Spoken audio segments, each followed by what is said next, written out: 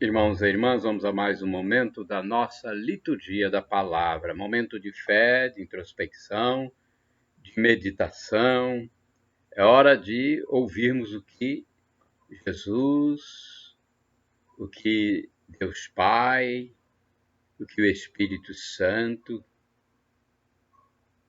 querem nos falar. Liturgia da Igreja Católica Apostólica Romana no mundo inteiro. 27 de março de 2021. É a liturgia da palavra, ou seja, as leituras das missas, ou então das celebrações da palavra. Sábado da quinta semana da quaresma, cor litúrgica roxa. No rito da celebração, temos o prefácio da Paixão 1 e o ofício do dia. Antífona da entrada. Ó Senhor, não fiques longe de mim. Ó minha força, correi em meu socorro. Sou um verme e não homem, opróbrio dos homens e rebotalho da plebe. Salmo 21, versículo 20 e versículo 7. Oração do dia. Ó Deus, vós sempre cuidais da salvação dos homens e nesta quaresma nos alegrais com graças copiosas. Considerai com bondade aqueles que escolhestes para que a vossa proteção paterna acompanhe os que se preparam para o batismo e guarde os que já foram batizados. Por nosso Senhor Jesus Cristo, vosso Filho, na unidade do Espírito Santo. Primeira leitura da profecia de Ezequiel, capítulo 37, versículos de 21 ao 28. Assim diz o Senhor: eu mesmo vou tomar os israelitas do meio das nações, para onde foram, vou recolhê-los de toda parte e reconduzi-los para a sua terra. Farei deles uma nação única no país, nos montes de Israel. E apenas um rei reinará sobre todos eles. Nunca mais formarão duas nações, nem tornarão a dividir-se em dois reinos. Não se mancharão mais com os seus ídolos e nunca mais cometerão infames abominações. Eu os libertarei de todo o pecado que cometeram em sua infidelidade e os purificarei. Eles serão o meu povo e eu serei o seu Deus. Meu servo Davi reinará sobre eles, e haverá para todos eles um único pastor. Viverão segundo meus preceitos e guardarão minhas leis, pondo-as em prática. Habitarão no país que dei a meu servo Jacó, onde moraram vossos pais. Ali habitarão para sempre, também eles, com seus filhos e netos, e o meu servo Davi será o seu príncipe para sempre. Farei com eles uma aliança de paz, será uma aliança eterna, e os estabelecerei e multiplicarei, e no meio deles porei meu santuário para sempre. Minha morada estará junto deles, eu serei o seu Deus e eles serão o meu povo. Assim as nações saberão que eu, o Senhor, santifico Israel por estar o meu santuário no meio deles para sempre.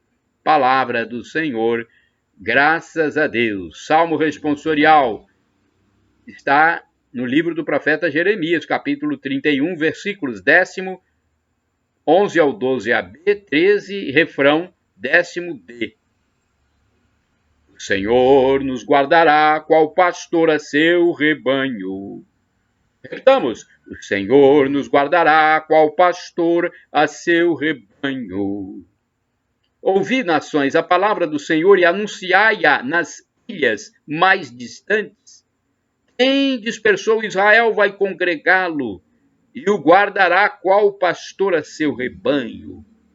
O Senhor nos guardará, qual pastor a seu rebanho. Pois, na verdade, o Senhor remiu Jacó e o libertou do poder do prepotente. Voltarão para o monte de Sião, entre brados e cantos de alegria, afluirão para as bênçãos do Senhor. O Senhor nos guardará, qual pastor a seu rebanho. Então a virgem dançará alegremente, também o jovem e o velho exultarão. Mudarei em alegria o seu luto, serei consolo e conforto após a guerra. O Senhor nos guardará, qual pastor a seu rebanho. Repitamos: o Senhor nos guardará, qual pastor a seu rebanho. Evangelho de Jesus Cristo segundo São João, capítulo 11, versículos do 45 ao 56.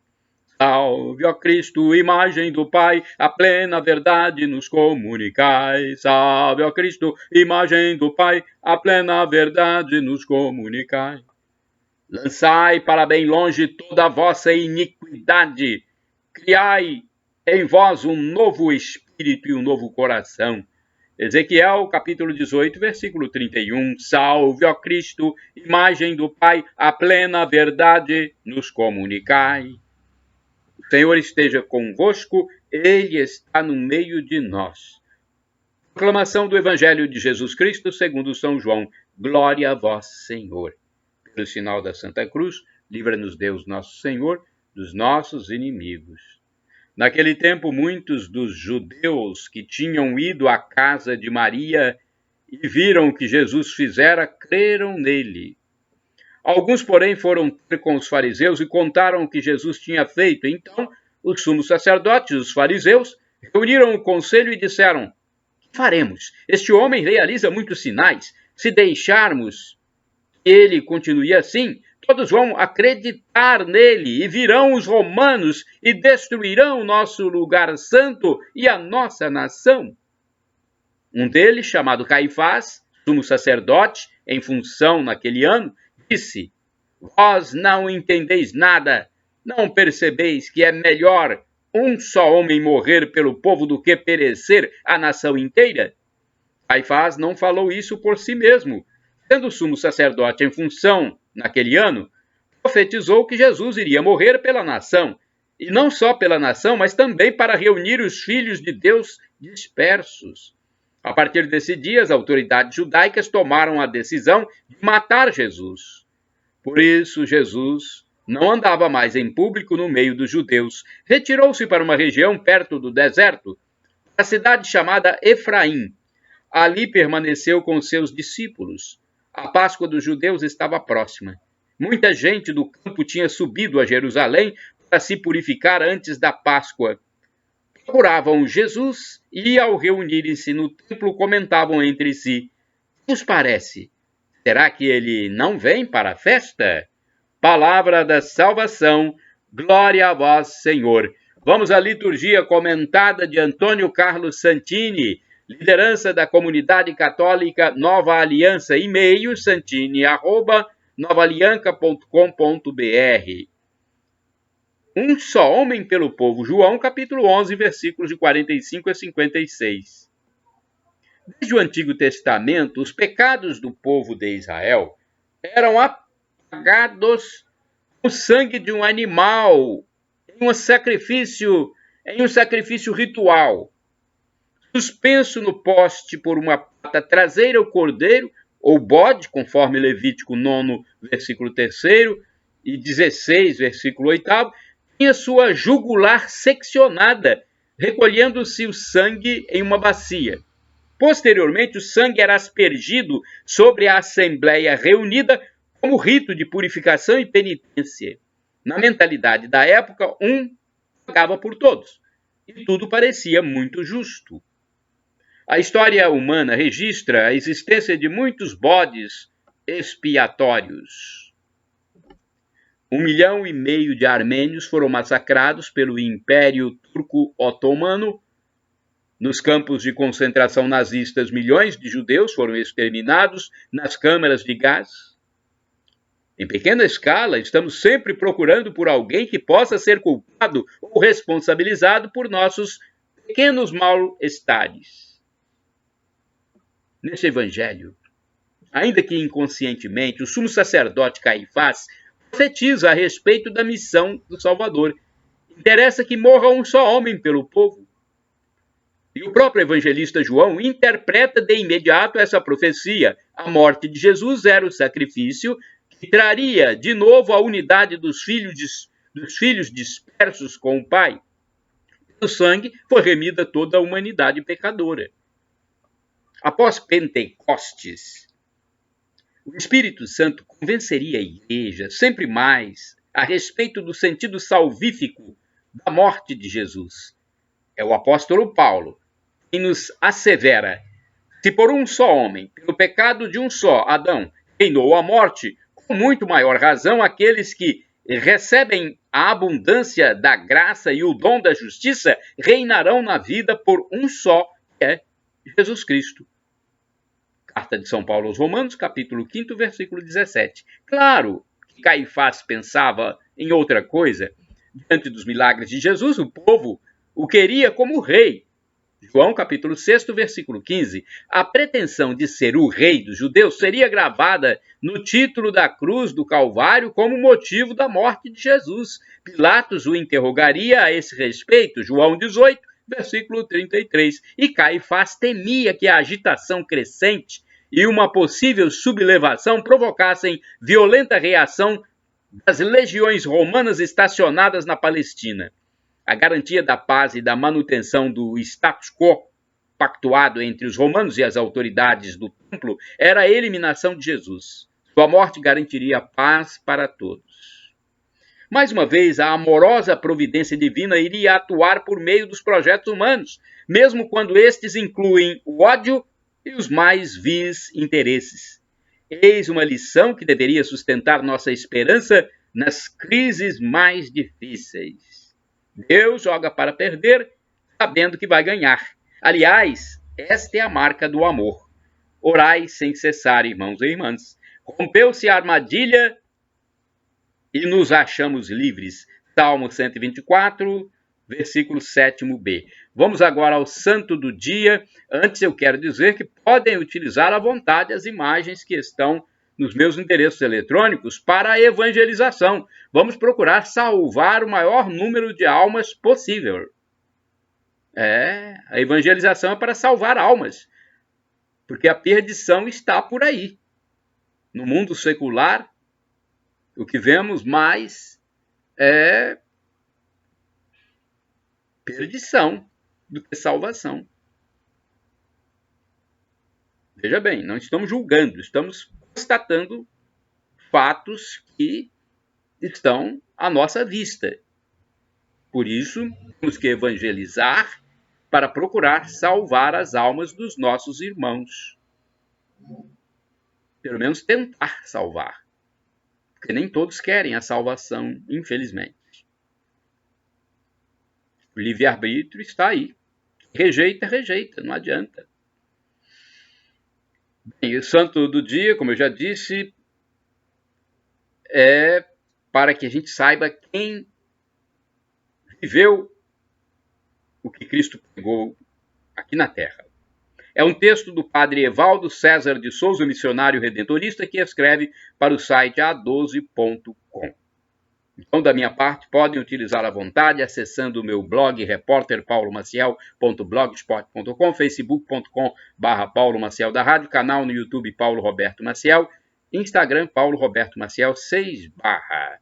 Jesus é quem mandou, hein? Ide pelo mundo e evangelizai. O que de graça recebestes, deem também de graça. 27 de março é dia de Santa Lídia, comerciante de púrpura. Santa Lídia era judia e se converteu ao cristianismo. Foi batizada por São Paulo Apóstolo em Filipos. Comerciante de púrpura, era natural de Tiatira, na Ásia.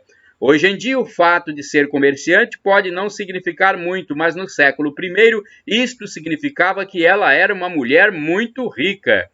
Entre os anos 50 e 53, os apóstolos Paulo, Silas, Timóteo e Lucas foram a Filipos como missionários. Esperaram o sábado para irem à procura de judeus que provavelmente se reuniriam para ler a Escritura. Foi quando encontraram Lídia, uma negociante de púrpura, em meio a um grupo de mulheres. Lídia ouviu com tal adoração as palavras de Paulo, que logo usou seus dotes de comerciante, fazendo com que não só ela, como seus familiares pedissem o batismo. Logo os apóstolos foram foram abrigados na própria casa de Lídia, que abandonou a profissão e foi recolher-se na Proseuca um lugar de oração com outras mulheres. Olha, abandonou a profissão, foi recolher-se na Proseuca, um lugar de oração com outras mulheres. No livro dos Atos dos Apóstolos, lemos o testemunho de São Paulo. Quando chegou o sábado, saímos fora da porta a um lugar junto ao rio, onde parecia nos haver oração.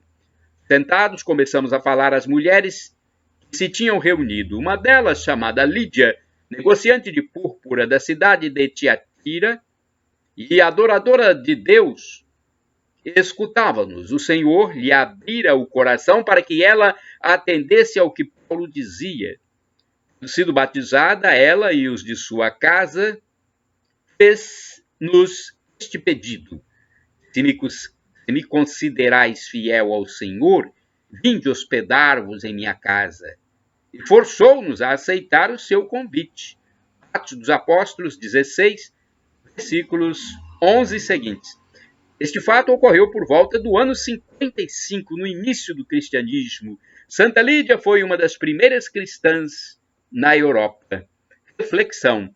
A rica comerciante colocou os interesses do espírito acima dos econômicos, abandonando o comércio para recolher-se em um lugar de oração. Santa Lídia, com sua alegria, pediu para que os missionários aceitassem a sua hospitalidade, começando assim na casa de Lídia, a primeira igreja na Europa. Os sinais da santidade de Santa Lídia são evidentes na sua pronta resposta à graça. Ela foi uma das primeiras cristãs na Europa. Com Santa Lídia, aprendemos hoje a ser hospitaleiros e a colocar Jesus Cristo em primeiro lugar na nossa vida. Oração, rezemos. Deus, nosso Pai, Santa Lídia, mediante a palavra anunciada por vossos apóstolos, acreditou em vosso Filho Jesus. Ela se tornou a primeira de uma multidão de crentes e hoje professamos a mesma fé que ela professou e deu testemunho. Fortalecei nossa fé, Senhor, para que também o nosso testemunho seja verdadeiro e autêntico. Por Cristo nosso Senhor. Amém.